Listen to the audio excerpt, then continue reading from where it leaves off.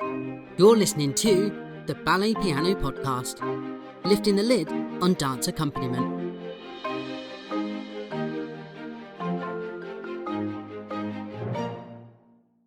Hello, podcast fans, and welcome back to episode 14 of the Ballet Piano Podcast.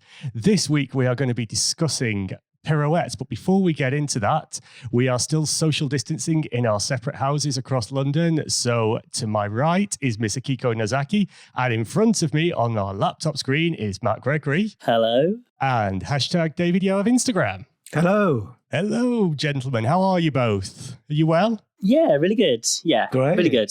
Can't believe we're on episode 14. Episode 14. I don't. Well, we're zooming through towards the end of the series, really, aren't we? We're literally on Zoom. We are zooming on Zoom towards episodes 19 and 20 at the end of the series, which are going to be question and answers. So if you haven't already, please get in contact with us either on one of our social media profiles using the handle The Ballet Piano Podcast, or email us balletpianopodcast@gmail.com with any questions that you might have for either the musicians or David Yao, about what we've discussed, just something you think we might have missed, or just if you want to ask us what we have for breakfast. It'd be great to hear from you. We'll try and answer as many questions as we can. And of course, we'll give you a shout out on the podcast and on the social profiles. Japanese is welcome also. Yeah, we are multilingual here. And if we don't speak your language, we have friends that do. No? Well, we've got friends that speak other languages. Okay, so any language welcome. Yes. Right. Let's go forward. So this week, we are spinning right round, baby, right round like a record into pirouettes. We finished the majestic and indulgent adage in the last episode, and we're off into pirouettes. Yay! Yes. So, Mr. Yao, pirouettes can come in many different shapes and forms, can't they? Could you give us an overview of the pirouette exercise, please? Well, pirouettes means to spin. So you're spinning around, you're turning around. When you start turning, you try and start doing what we call spotting, which means that you focus on one point in the room and you revolve your body around without moving your head off that spot. And then you whip your head right round again to continue your revolution until you come back to the front. So that's the idea of spotting. And what we do with that spotting is it stops us from getting dizzy when we do multiple turns. So if you're standing on one leg, like an ice skater, and spinning round, you will hold your balance and your idea of where the front is if you multiply whip your head around. So for pirouettes, the basic pirouette, you might just stand in fifth position. That's one foot in front of the other, turned out. And you might do a demi-plie, which is a half a bend with your heels on the floor, bending both knees. And then you might push off and push round to one side and put your foot in coup de pied, which is the neck of the foot. So your big toe of your gesture foot will be pointing to your inside ankle bone of your supporting foot on demi-point as you spin round.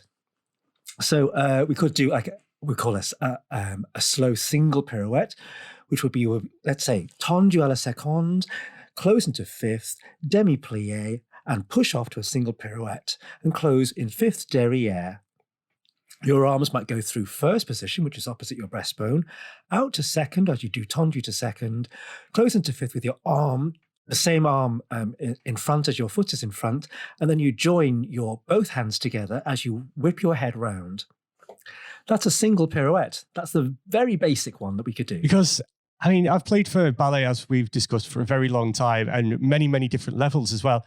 And pirouettes, they're an essence of every class. They seem to be an essential part of every class, no matter what age or what level you're playing for. You know, whether it's full-on professional dancers in the company, pre-professionals in training, such as vocational schools, or even in adult ballet classes, people who are just doing it for enjoyment. A pirouette seems to be where the ante has really been upped now. And it really starts to become part of a performance. And it's, let's face it, a pirouette, if you asked somebody who doesn't really know much about ballet to do their first impression of a ballet dancer, it would probably either be a plie or they would do a pirouette, wouldn't they? And I think naturally people tend to spin around to either to the left or to the right. And then you put your other foot that you're not spinning on up towards your knee. That's people's, first image of a ballerina, really, or who are not in this. Why is the pirouette such an essential part of the class?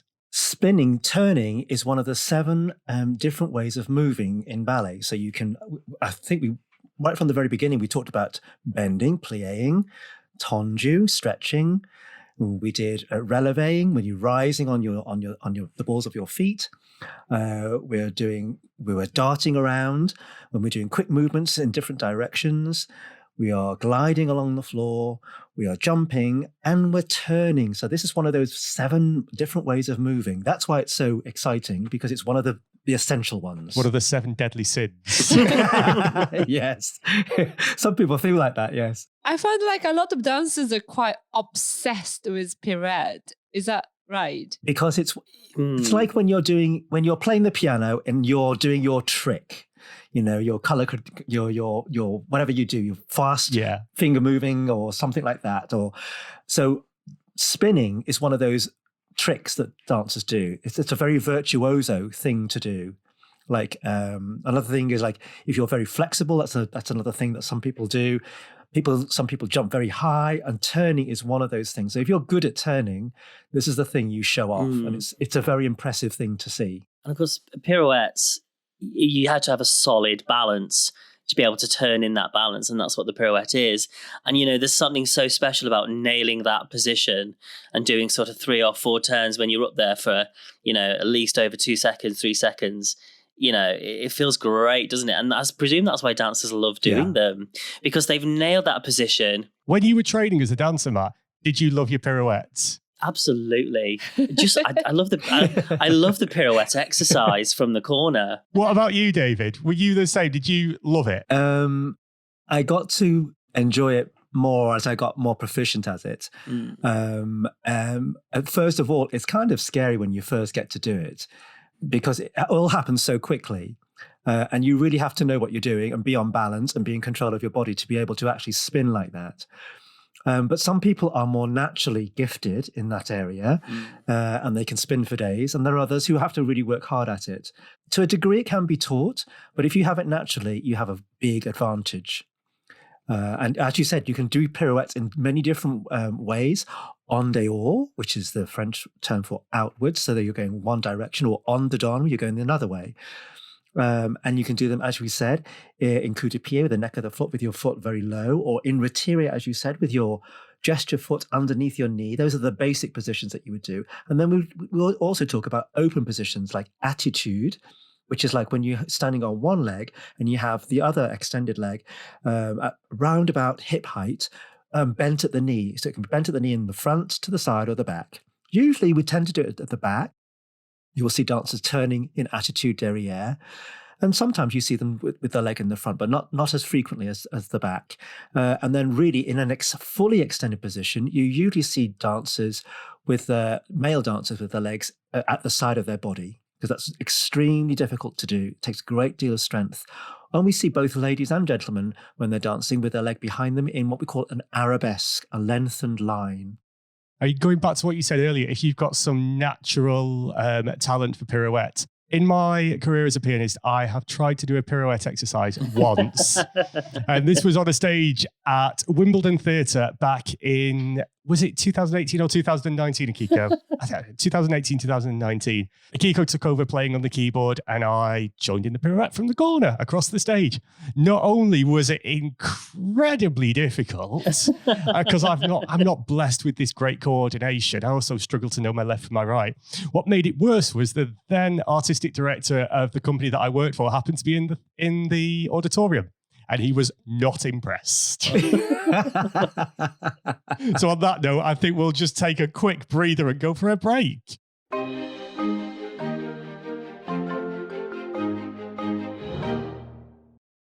So musically, the pirouette, now we are getting into a minefield, aren't we? Oh. We could have, let's list off, I'm going to list off 5, and then people please, just jump in.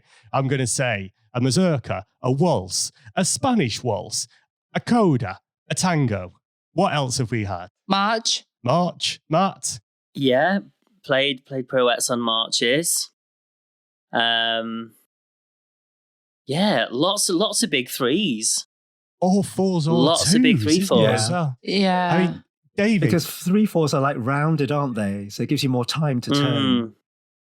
I mean, there's something on the pirouette, isn't there? If you're saying exercises, pirouette, it's a 3, isn't it? It's pirouette. It's got 3 syllables. it's 3 Yes. syllables. That's the word. Sorry, it's been a long isolation day today. So and it seems to me to go with it. Dun dun dun dum and a pirouette and dum. So a 3 works well. You can almost have a slower, almost like a jazz waltz 3. If you want a little bit more time and a little Yes. bit more breath, and that slightly dotted rhythm of the jazz pulse. Yes. It seems to give a little bit more time. It does. And when I play like that, it seems to stretch the music subliminally. The beat is still the same, but subliminally, the dancers seem to think that they've got slightly more time just because of the dotted rhythm in there. And mazurka Exactly. that's a relatively standard one, isn't it, as well, for a pirouette? The music, the 3/4s with the strong accents are really helpful for the dancers because it actually helps you to understand how quickly you have to whip your head round with the beat of the music. So you're aiming for, if you're in a 3/4, to whip your head round on 1, count 2, count 3, 1, 2, 3. That would be a really good rhythm to do 3 pirouettes. But as you said, it can be on any kind of music, and any turning can be in any time signature, really. Matt, what makes you elated and what kills you inside musically for pirouettes? What makes me elated? Yes. Well, actually, I mean, I love playing for class, but I really, really enjoy playing for the pirouette exercise from the corner, because obviously, as well as the pirouettes, there's balances, there's the chasses, there's all sorts of things that can be in the pirouette exercise as well, poses, all the rest of it.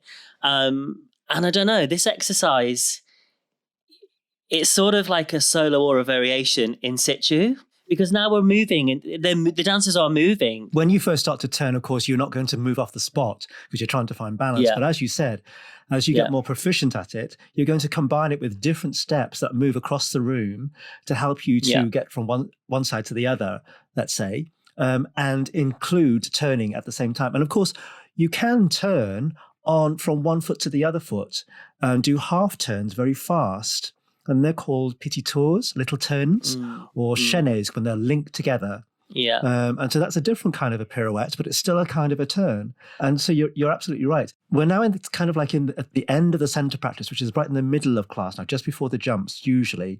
And so you're linking together and moving a lot more things in an exercise to make it more exciting, as you said, Matt. Yeah. Because it's kind of like, it's show-off time, isn't it, really? It is. I feel this is company level when the dancers are moving. I feel like this is where the energy just lifts, like more than previously. Definitely. Because the dancers are looking at each other and seeing how many turns they do and encouraging eeach other, and there's that healthy competition again in the pirouette exercise, and it's really lovely to play for. This, you just get all your 3/4s out. Change up your accents, change up your types of 3/4s. It's brilliant. I find it a little bit a difficult exercise period because it's not the choice of music, but it's just how much I should be kind to the dancers. How much you should follow them. Yes. Yeah, or stretch it. Yes. That I kind of sometimes question to myself, should I slow down this much or maybe I shouldn't? Well, for me, I really sort of settle into the tempo that the teacher wants whilst accompanying the dancers that's in front of me at that time.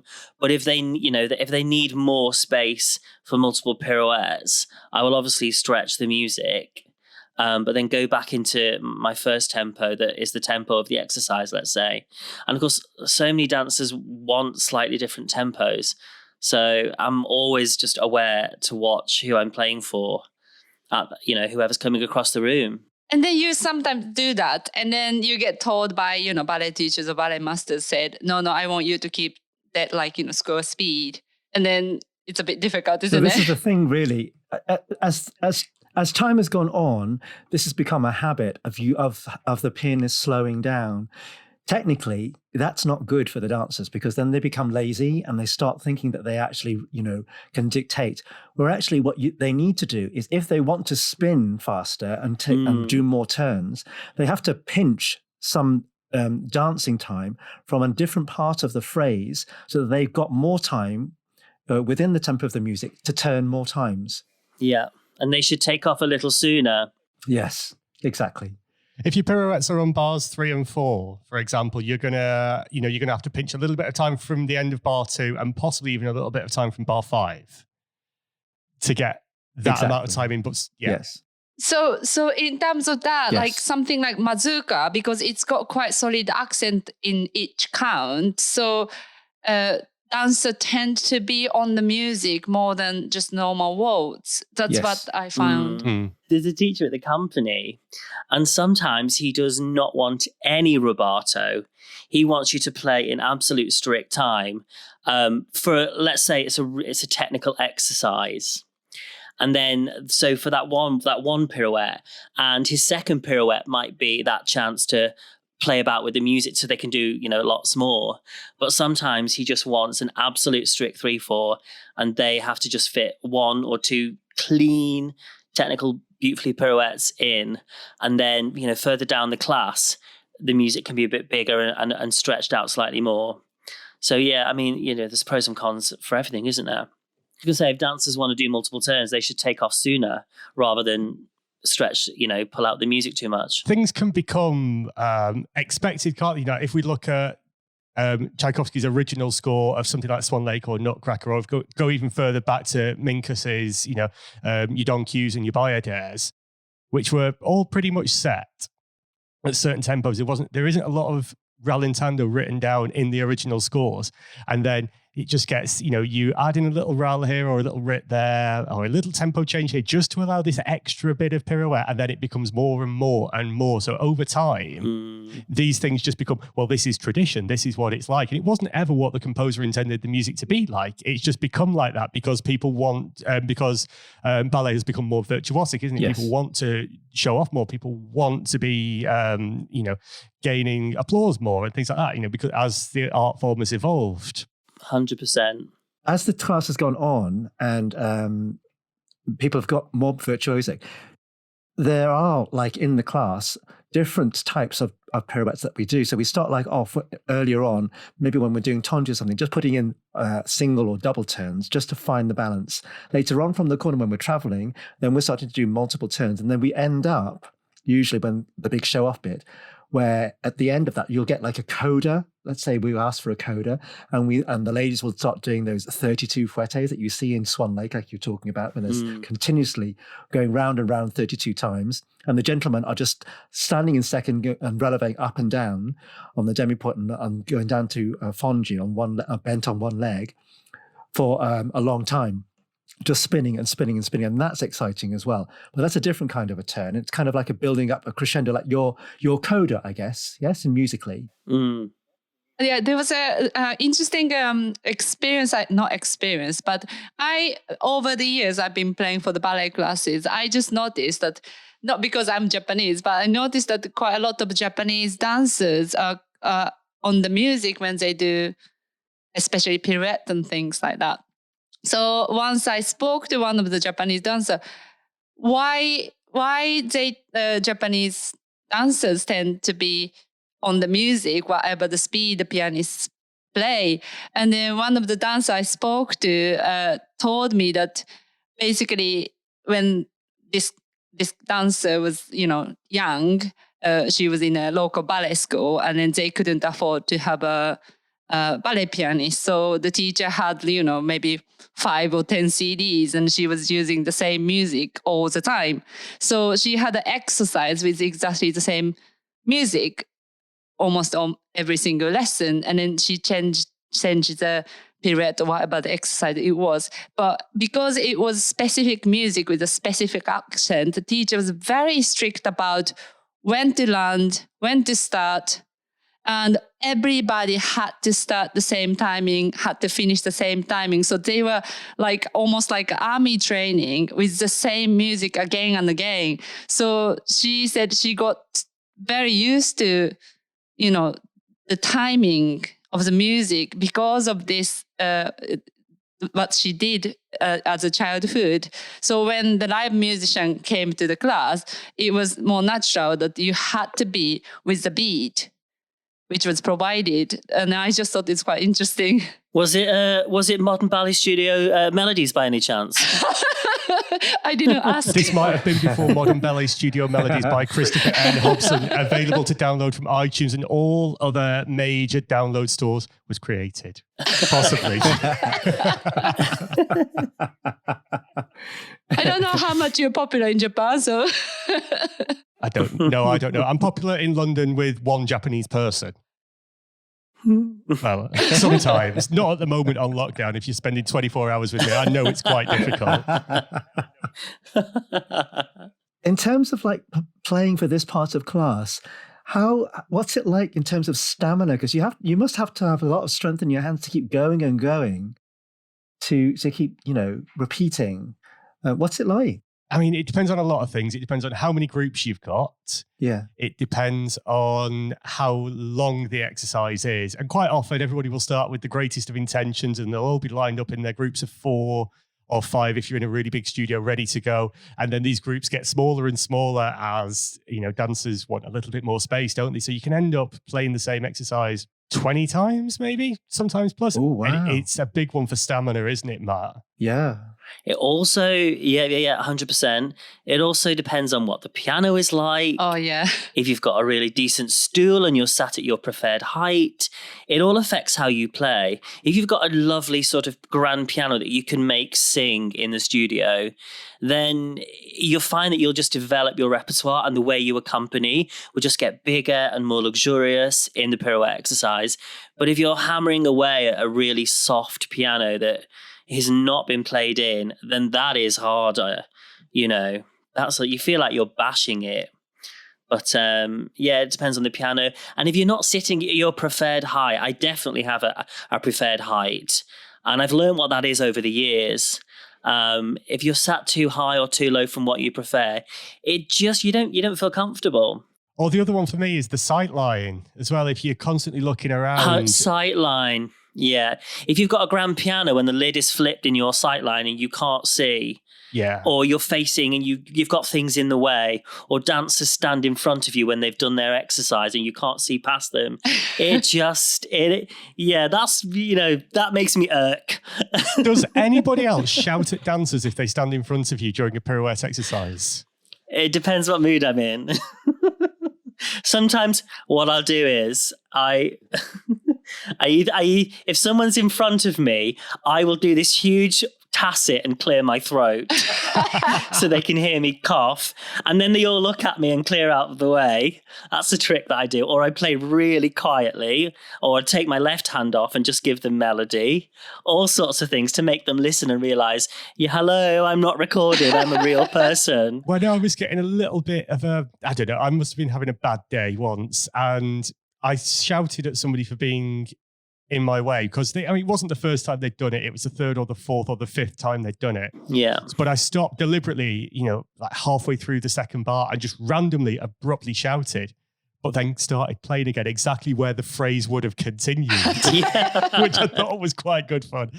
If you were one of the dancers who was attempting to do a pirouette when I did that, I'm sorry, because I know I didn't help or support you in that particular time, but it was needed. And I can't. The other one is if I don't know the people's names who I want to say, oi, move. If I could quite say, oi, John, or oi, Naomi, move. But if I don't know the names, that's when I struggle. So I'll be going, oi, move.